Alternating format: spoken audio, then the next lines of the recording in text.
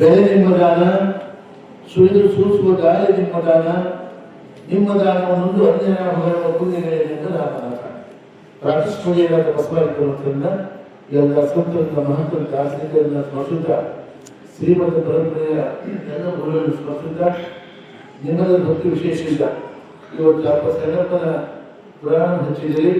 ಪುರಾಣ ಪುರಸ್ಕಾರ ಆರಂಭಿಸಿದಂತ ಉತ್ತಮ ಪುರಸ್ಕಾರತಕ್ಕಂಥ ನಮ್ಮ ಬಸವನಿ ಶಾಸ್ತ್ರಿಗಳೇ, ಶ್ರೇಷ್ಠ ಗೌರವರೇ, ಶ್ರೇಷ್ಠ ಗೌರವರೇ ಮತ್ತು ಕಾರ್ಯಕ್ರಮಕ್ಕೆ ಆಡಳಿತ ಮುಗಿಯುವ ಸಮಸ್ತ ಮಹಾಜನತೆ ಮಾತೆ ಬಹಳ ಸಂತೋಷ ಆಗಿರುತ್ತಲ್ಲ. ಬಹುತೇಕ ನಮ್ಮ ಕುದುರೆಮತಿ ಅಂತ ಭಕ್ತಿ ಸೂಕ್ತ ಯಾವ ಇಲ್ಲ, ಅಷ್ಟು ಭಕ್ತಿ ನಮ್ಮ ಕುದುರೆಮತಿ ಗ್ರಾಮ ಎಲ್ಲ ಕೂತ್ಕೊಂಡು ಇವತ್ತು ಸವಾಲು ಮಾಡಿ ಪಡೆದು ಬಹಳ ಅತಿ ಸಂತೋಷ ಆಗ್ತದೆ. ಯಾಕಂದ್ರೆ ಕೊಟ್ಟೆಯಲ್ಲಿ ಒಬ್ಬ ಸೈಡ್ ತೋಟ ಮಾಡ್ತಿದ್ದ, ಪ್ರದೇವರು ಬಂದಿದ್ದು ಕಲ್ಯಾಣ ಬಂದಿದ್ದು ಪಟ್ಟಾಗ ಕೊಟ್ಟೆ ಕರ್ಕೊಂಡಿಲ್ಲ, ಮಹಾತ್ಮಕ್ಕೆ ಕೊಟ್ಟಿರೋ ತೋಟ ಕರ್ಕೊಂಡು ಹೋದ. ಕರ್ಕೊಂಡು ಹಾಕಿ ಎಲ್ಲ ಮಣ್ಣಿನ ಗಿಡ, ಬಾಳೆ ಗಿಡ, ಪ್ಯಾನ್ ಗಿಡ ಎಲ್ಲ ತೋರಿಸಿದ್ದು ಎಲ್ಲ ತೋಟ ತೋರಿಸ್ಕೋಬೋದ. ತೋಟ ಬಂದು ಕುದಿಸಿದ ಹೇಗೆ ನನ್ನ ತೋಟ ಹಾಕಿದ ಗೊಬ್ಬೆ ಯಾರನ್ನ ಅಲ್ವಟ್ರುಗಳನ್ನ ನೀವು ತೋಟ ಚೆನ್ನಾಗಿದೆ ಅಂತ. ನಾನು ತೋಟ ಹಾಗೆ ತೋರಿಸಿವ ದೊಡ್ಡವರು ಬಂದು ಪಾದ ಹಾಕಿದ್ರೆ ಇಲ್ಲಿ ಬಂದು ಕೂತ್ರೆ ಎಲ್ಲ ಬೆಳೆದು ಆಮೇಲೆ ನಿನ್ನ ತೋಟ ಚೆನ್ನಾಗಿದೆಪ್ಪ, ನಾನು ತೋಟ ಹಾಗೆ ಕೊಡೋದು. ಇವು ತೋಟ ಹಾಕಿದ್ದಿ ತರುವ ತೋಟವು ಮಾಡಿ, ಮನವ ಗುದ್ದಲಿಗೆ ಮಾಡಿ, ಅಗಿನ ಕಳೆದೆಯ ಭ್ರಾಂತಿ ಬೇರೆದ, ಒಡೆದು ಸಂಸಾರದ ಹೆಂಟೆಯ ಬಗೆಯ ಬಿತ್ತಿದೆಯ ಬ್ರಹ್ಮ ಬೀಜವ, ಗುರುವನ್ನು ಪ್ರದೇಶವಂತ ಬೀಜವಾಗಿತ್ತು ಬೆಳೆವ ಸಂಸ್ಕಾರ ವೃತ್ತಿಯ ಬಂದಿ, ಅವ್ರಿಗಪ್ಪ ಕೈಯಿಂದ ಬೆಳೆಸುತ್ತ ಮುಸುಗಿದ್ದ ದುರಿತ ದುರ್ಗುಣವನ್ನು ಕೈಯಾಗಿತ್ತು. ಇನ್ನು ಪೀಕ್ ಬೇಕಿದ ಮೇಲೆ ಯಾವುದು ಸ್ಥಿರಮುಕ್ತಿ ಅಂತ ಎಂಬ ಧಾನ್ಯವಾಗಿ ಬೆಳೆದಿದ್ರು.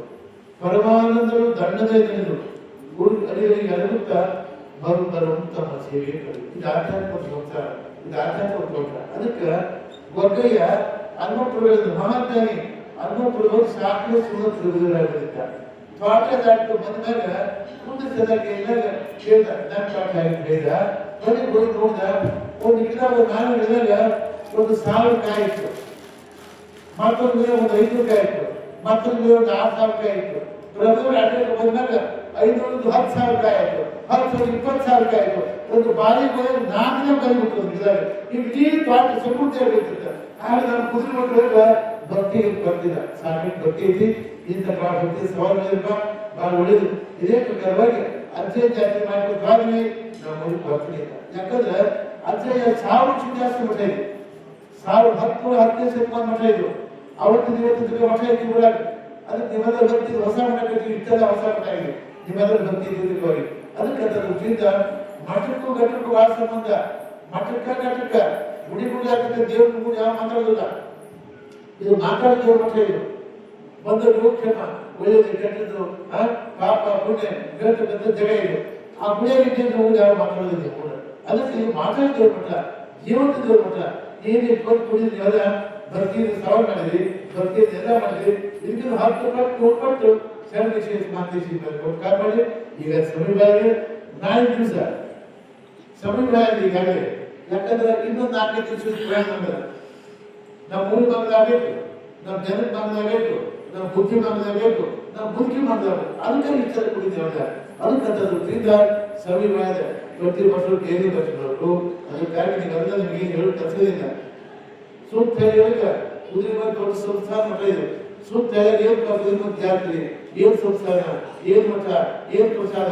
ನಾನು ಸುಳ್ಳೆ ಅಜ್ಜ ಪೂಜಿತ ಕಾರ್ಯಕ್ರಮ, ಹಿಂದೆ ಅದರ ಪೂಜಿತ ಕಾರ್ಯಕ್ರಮ ಮ್ಯಾಗೇರಿ ಸಣ್ಣ ಸುಳ್ಳು ರಾಜು 4 ಊರ ಮಾಡಿದ್ರು.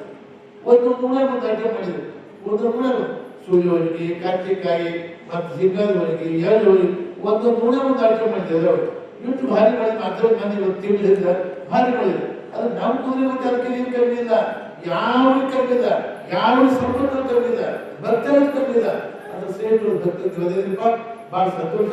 ಇದೇ ಪ್ರಕಾರ ಅಜ್ಜಯ ಜಾತಿ ಕಾರ್ಯ ವಾಚ ಮನಸ ಭಕ್ತಿ ಮಾಡ್ಕೊಂಡು ಹೋಗಿ ಯಾರು ಸತ್ಯ ಸಂಕಲ್ಪ ಮಾಡ್ತೀರಿ ಆ ಸಂಕಲ್ಪ ಸಿದ್ಧಿ ಆಗ್ತದ. ಅಜ್ಜಯ್ಯ ನಿಮ್ಮ ಕಣ್ಣಿ ಕಾಣದಿದ್ರು ಕೂಡ ಮನಸ್ಸೇ ಬಂದು ನಿಮ್ಮ ಮನೆ ಹತ್ರ ಬಂದು ಎಲ್ಲಾರು ಸಮೃದ್ಧ ಕೆಲಸದ ಅಜ್ಜಯ ಮಾಡ್ತಾನೆ. ನಾನು ಜಾತ್ರೆ ಬಂತು, ಆ ಜಾತ್ರೆ ಕಾಲಕ್ಕೆ ವರ್ಷಕ್ಕಿಂತ ವಿಶೇಷವಾದ ಜಾತ್ರೆ ಆಗಲಿ. ಅದಕ್ಕಾಗಿ ಜಾತ್ರೆ ಮುಖಾಂತರವಾಗಿ ನಮ್ಮ ಬಾಳ್ಬೇಕಾಗಲಿ, ಒಳ್ಳೇದಾಗಲಿ, ಎಲ್ಲ ಸ್ವಲ್ಪ ಪ್ರಾಪ್ತಿಯಾಗಲಿ, ಮಕ್ಕಳಾಗಲಿ, ಸಂಪತ್ತಾಗಲಿ, ಜಮೀನಾಗಲಿ, ಎಲ್ಲರಿಗೆಲ್ಲ ಸಂಪತ್ತು ಕಾರಣ ಮಾಡ್ತಾರೆ. ಶುಭ ಹಾರೈಸಿ ನನ್ನ ಮಾತು.